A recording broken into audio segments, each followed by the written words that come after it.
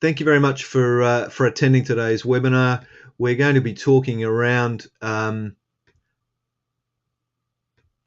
business models, about creating business models for um, understanding, I guess, how you get competitive advantage and where we're heading to um, in your business.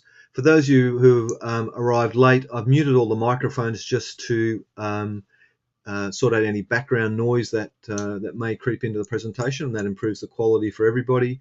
We've got time for questions later, but if you've got questions as we run, type them in and I'll try and answer them. So type them into the questions area, and later on I'll either unmute the microphones and we'll answer those, and you can ask your questions in person, or we'll do some things. So thanks very much for this. Just a reminder, this webinar is part of the Horticulture the Next Generation program, which is a program that's funded by HAL, and it's a cross-industry program, and it's about improving business leadership in the horticultural sector, and this is part of that program.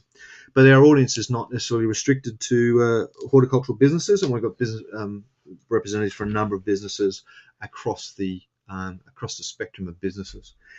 The workbooks, as I said, it's available. It's not necessarily essential, but it will certainly help, and that's good.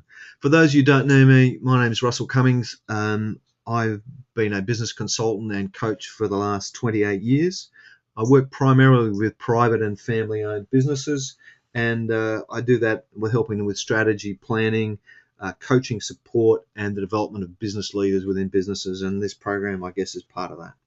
So today we're going to talk about business models, and I guess the thing is, why business models? And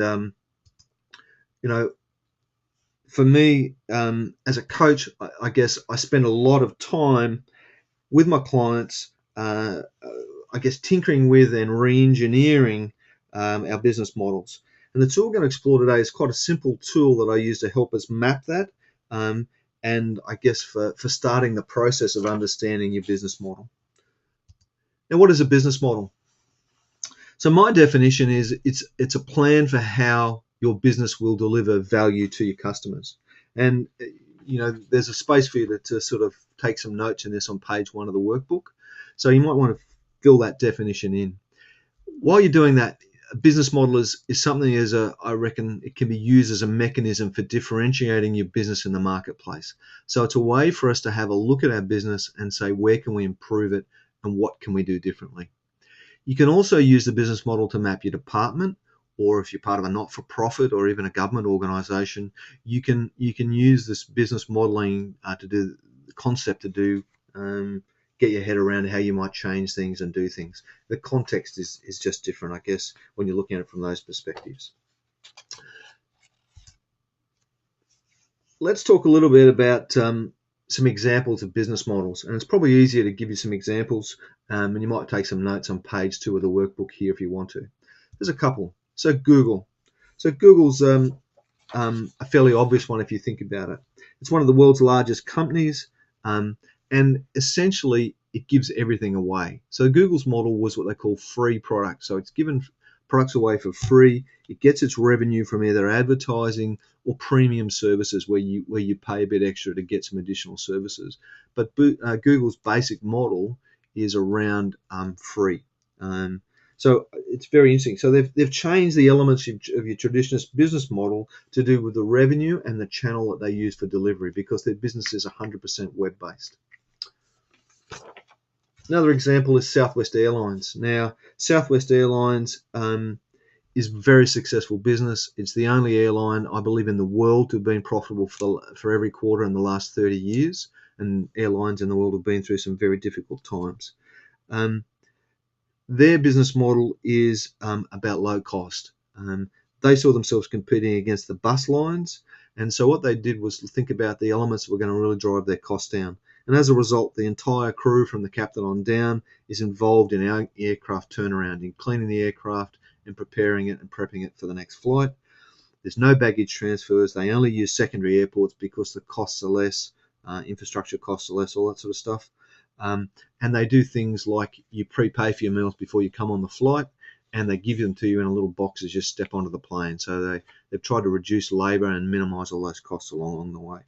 So they've changed the traditional business model around their target market. So their target has been around people who would traditionally catch a bus, about the activities they do, and then the resourcing, the level of resourcing that they apply to actually deliver that. Bit of a different business model is a company called 99 Designs. I don't know if any of you have been to 99designs.com. It's a really different way of doing things. So rather than take a traditional contractor model as used by the competition, like freelancer.com and Elance, where contractors will bid to win your job, and then you pick a contractor to do the job.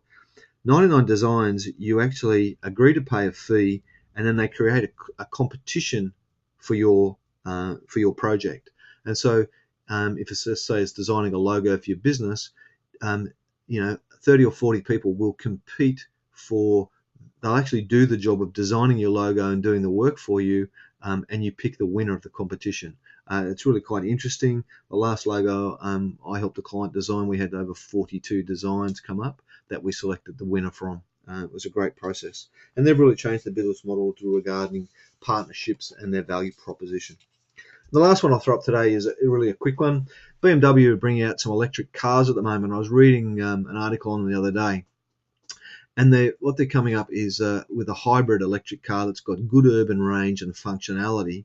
But the biggest problem they're finding with electric cars is they're great for urban stuff. So you can drive them to and from work, recharge them, do all that sort of stuff, and get around the urban environment fairly quickly.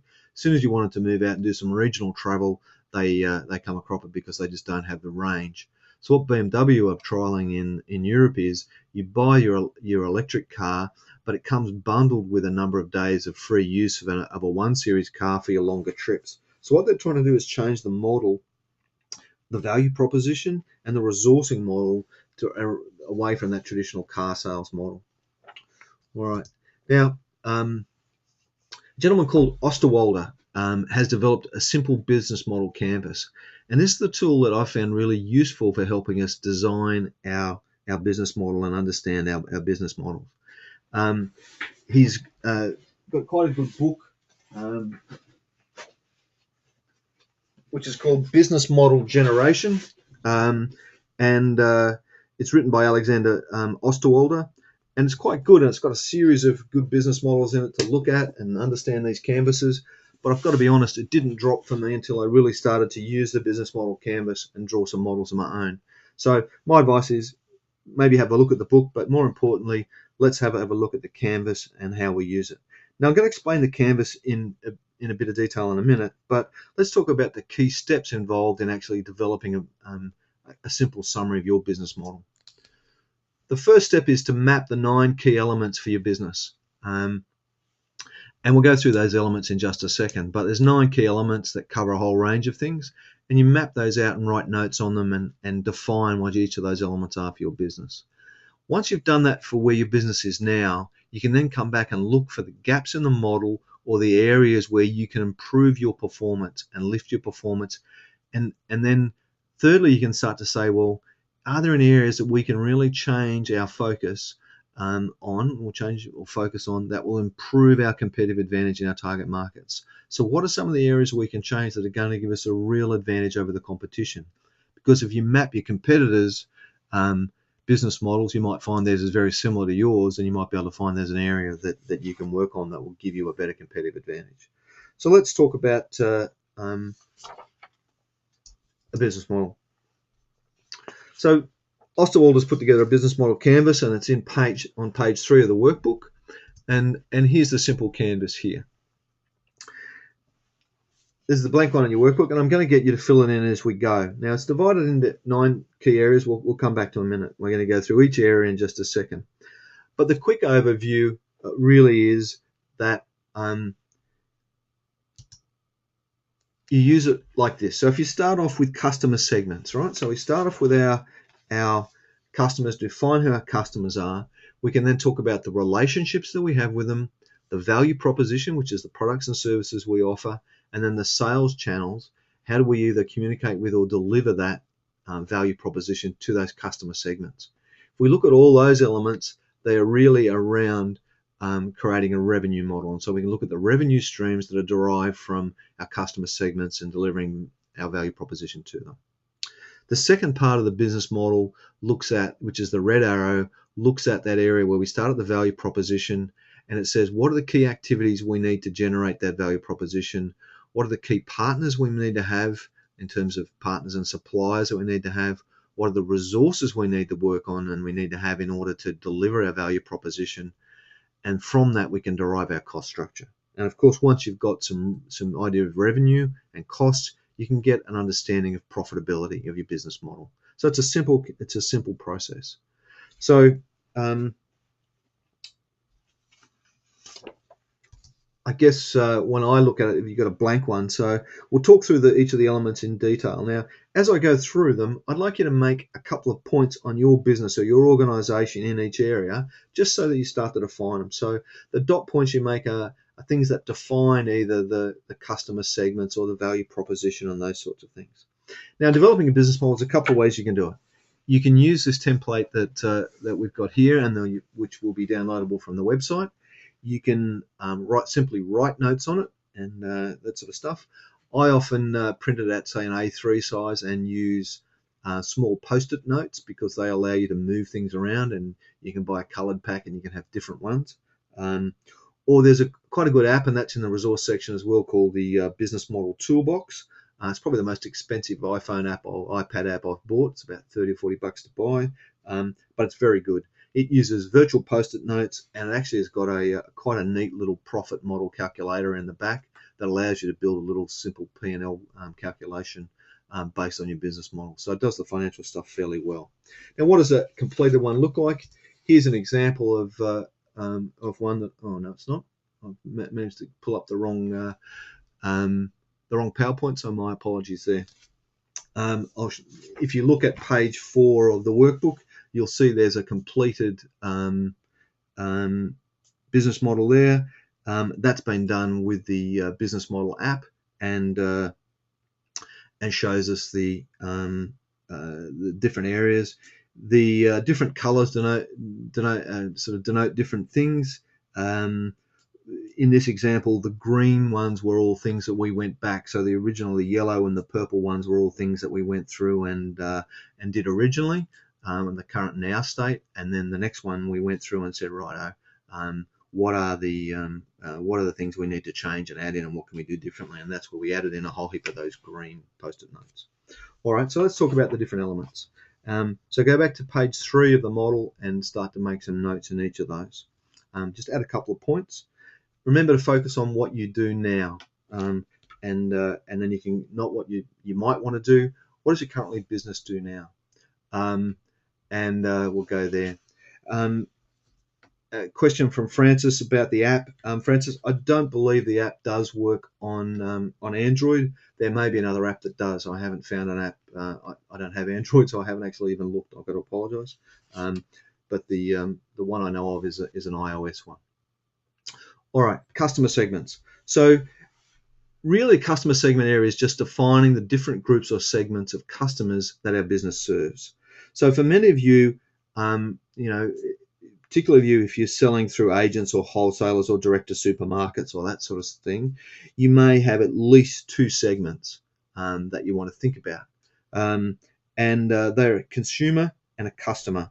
And a consumer is the person who actually consumes or uses your product, where your customer is the person who's often the middle manager or the middle person in that relationship. Now, it could be a supermarket, it could be a distributor, it could be something else.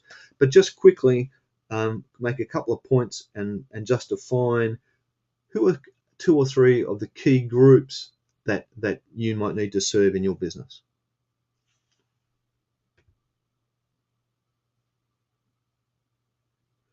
Quick note from Glenn here. Glenn said there's also a web version for those of you who don't have an app. So I might get the URL for that, and we'll include that with the resources. All right, so our customer segment is the first step. Now, once we've defined our customer segment, then we can start to say, what are the relationships? So we're moving, right to left across the business model canvas here. And what we're trying to do is just define the key characteristics of the relationships we'd like to have with our different customer segments. So the key words I often find drop in here are things like, personal and trustworthy, or long-term, or short-term, or solution-focused, or whatever it might be. So think of the words that might just define the relationship for you with your clients and with your customer groups. Take 2 seconds. I just want you to write down a couple of keywords, the words that spring into your mind first up around customer relationships that might define the relationship you have with your customers.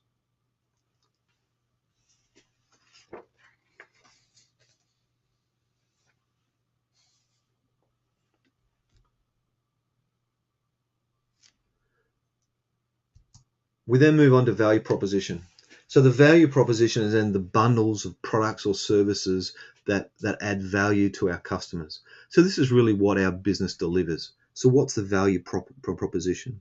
So it's normally a group of products or services or categories. You don't want to list every product, every SKU that you sell, but you might want to talk about the large groups of them. You may also want to include add-ons and value adds and different elements of the service or product that you add, that you deliver. So for example, if you've got a mango business, you might have premium mangoes, commodity mangoes, and maybe mango pulp might be just the three areas that you do. But if you're a manufacturer or something else, you will have specific products there that you might do, and you might have families of products or groups of products depending on your business.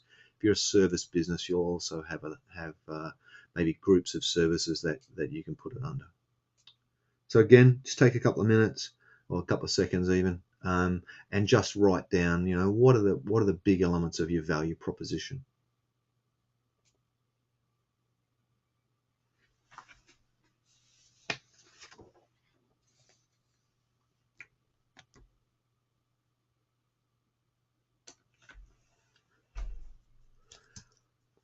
The fourth element is to talk about our sales channels. So how does your business communicate with and or reach its customers? And sometimes this is about service delivery or product delivery. How do we actually get the product to the clients in some ways? So it's about sales channels. So how do we get there?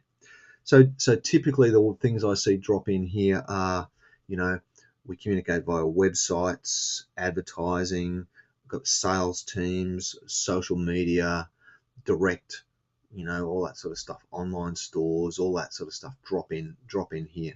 So think about your sales channels and how your business communicates and reaches its customers. What are the key elements that define those sales channels, those channels for communication?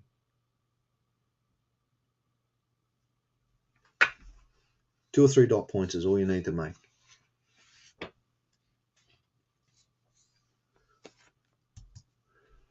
All right, and then lastly, down the bottom of the very bottom of the canvas is that area of revenue stream.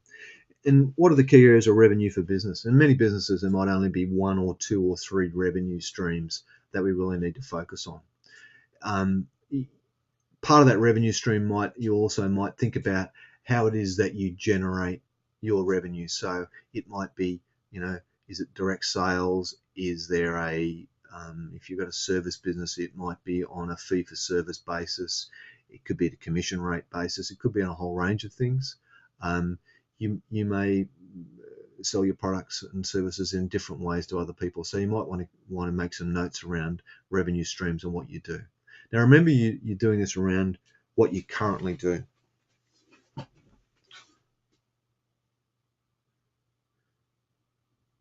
Okay, so that's the revenue side of things. And if we move back to the value proposition, which is the big chunk in the middle, remember value proposition is the bundles of products or services that we use to add value to our customers.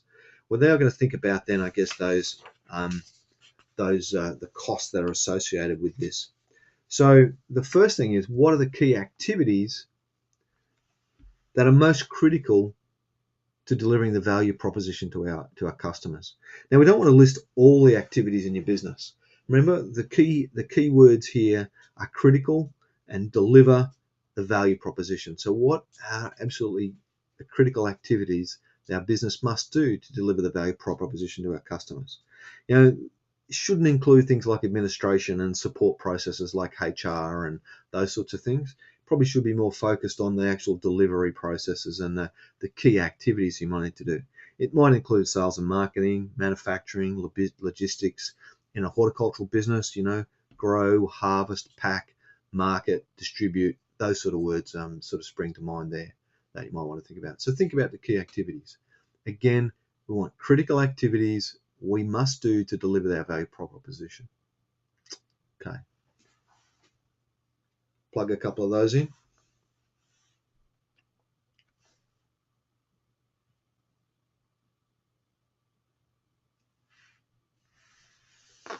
Once we define those key activities, the logic flows then. We've got those key activities. Who are some of the key partners? So what's the network of partners and suppliers that make the business model work? So, who are the people and who are the other businesses that we need to partner with? So these are necessarily external to our business or our department or whatever we're doing this on. So these are necessarily external to that, but what's the network of partners and suppliers that make the business model work? So who might they be? So they can be alliances, key services, distributors, marketers, those sorts of people. It could be a whole heap of people that we need to make sure that our business model works. So think about it from a business model perspective. So this is not a description of your whole business. This is just about some of the key elements that are really important. So think about it. Who are the key partners for you in your business? They can be suppliers. They can be alliances. Be all sorts of things.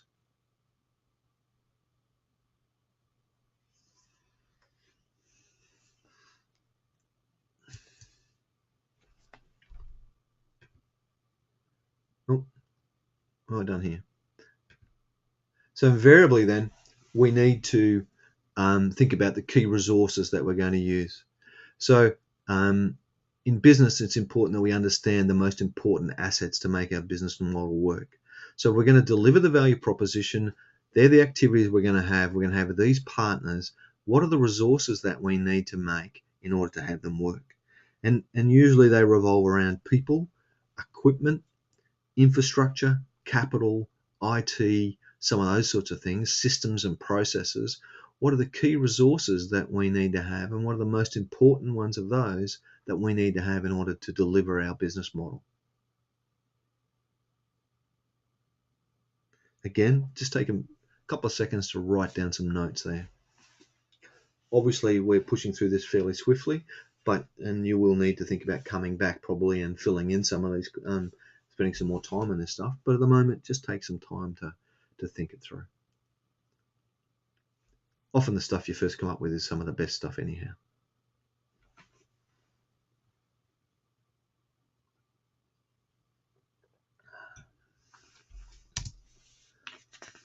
Last one's cost structure. So once we've mapped out that sort of left-hand side of the business model canvas, you can start to pull your cost structure together and, what are the major cost groups for running our business?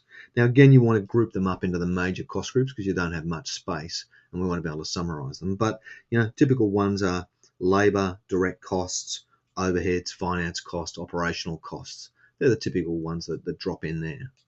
And if you use the business model app, then you can actually it's got a neat little thing in there where you can actually apply costs against customer segments and against various elements of your value proposition, that sort of stuff, and build a really nice picture of it. Now, obviously, of course, once you've got your revenue and your costs and you put some numbers on them, so the next step is to say, well, they're the key areas. Let's go and put some numbers against revenue, so we work out what our revenue streams really are out of this business, and then we can also, then say, righto, then what are the cost structure that matches that revenue stream in order to deliver this business model? Is it profitable? Is it profitable enough?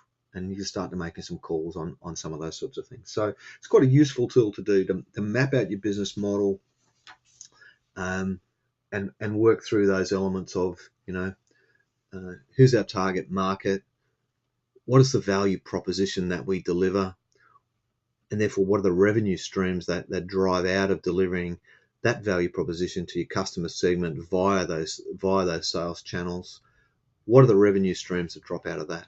On the flip side, you then say, in order to deliver that value proposition using these activities, partnerships, and resources, what's the cost structure that aligns with that? And then you can do that simple profit and loss calculation to say whether it's actually a worthwhile investment or not.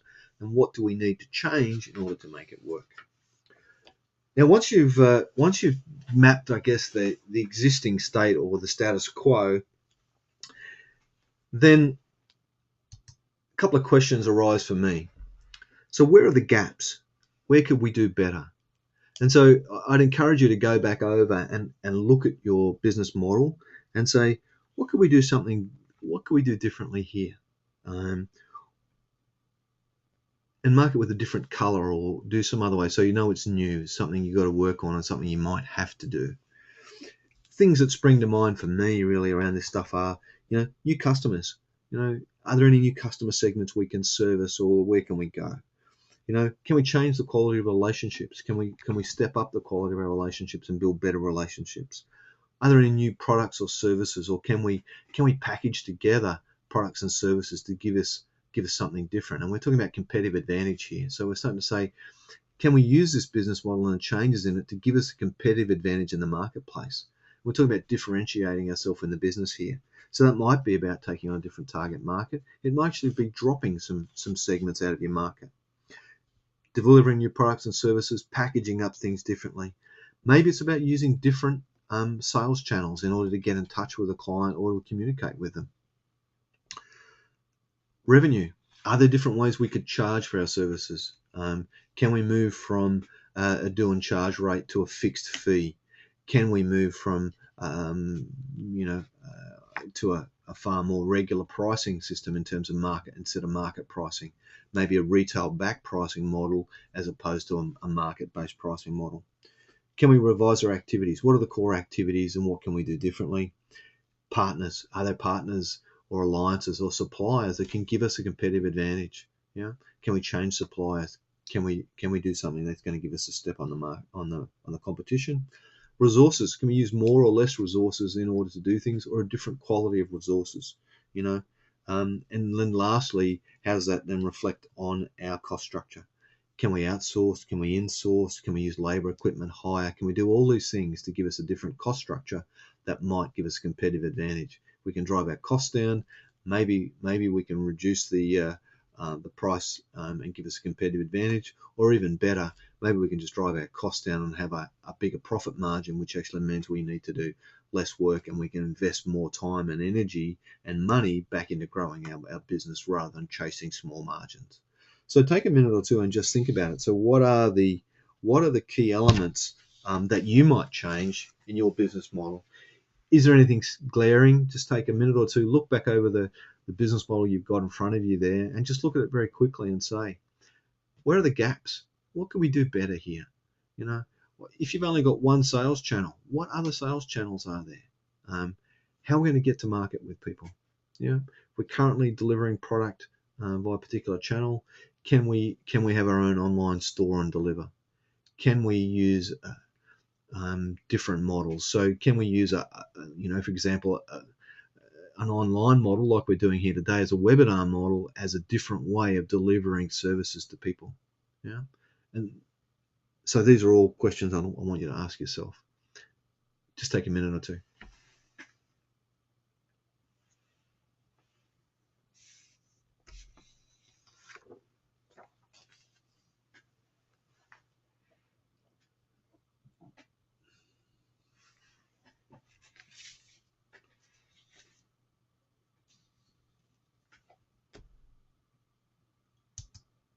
Okay, so in summary, business model, it's a very simple but powerful tool for understanding your business.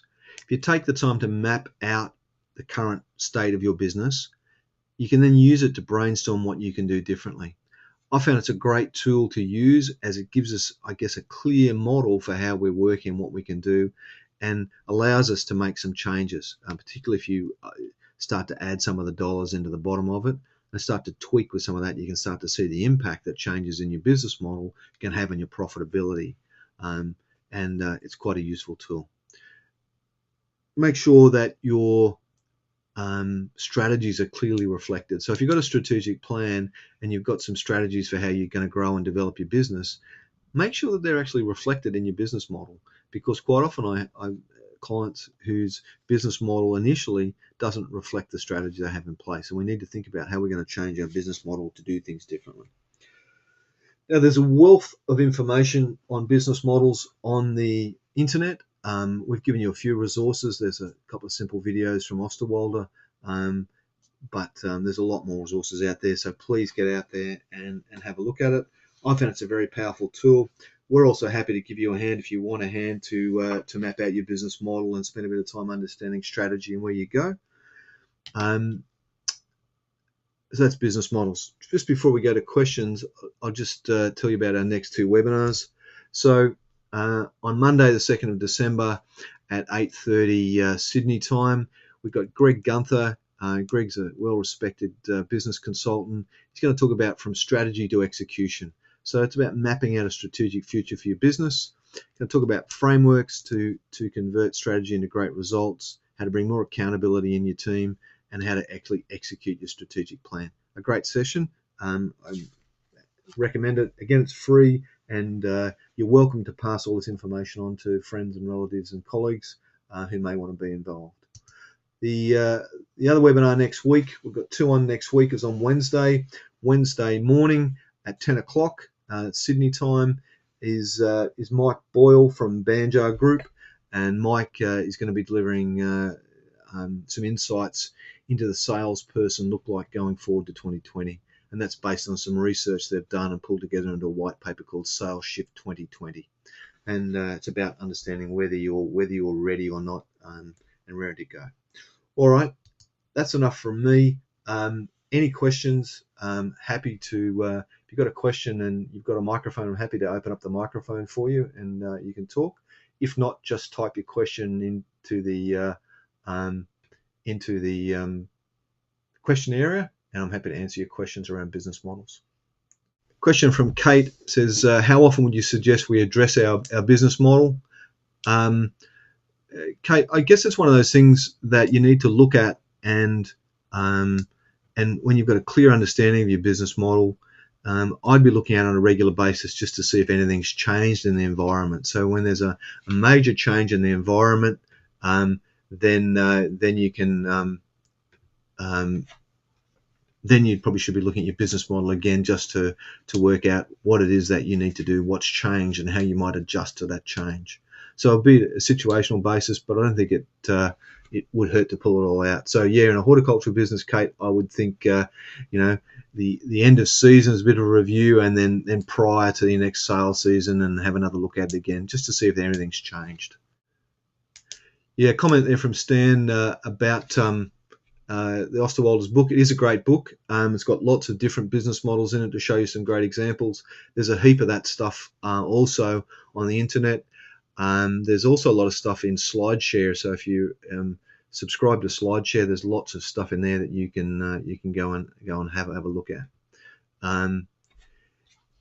Les has asked the question: is it useful to examine our competitors using a business model? I actually think it's not a bad idea, Les. You're going to make some assumptions about different things, but like most times with competitor analysis, we've got to make some assumptions anyhow. If you've got a bit of inside knowledge, that always helps. But I think it's useful to have a look at their business model and how you think it works, particularly if it's a highly competitive environment, to see what you might be able to do differently. Kate's asked a question about what is SlideShare. SlideShare is a site where people post PowerPoint presentations. So if I wanted to, I could post this PowerPoint presentation on SlideShare, and people can download them and use them and view them. So there's lots of good information on SlideShare. So it's like a library of PowerPoint presentations on a range of different topics. We might leave it there. So thank you very much. Look forward to seeing you at our webinars next week and in the coming weeks. Be sure to pass on to your friends, colleagues, and family, and let them know that we're operating these events. They're all free, and we look forward to having you along again in the future.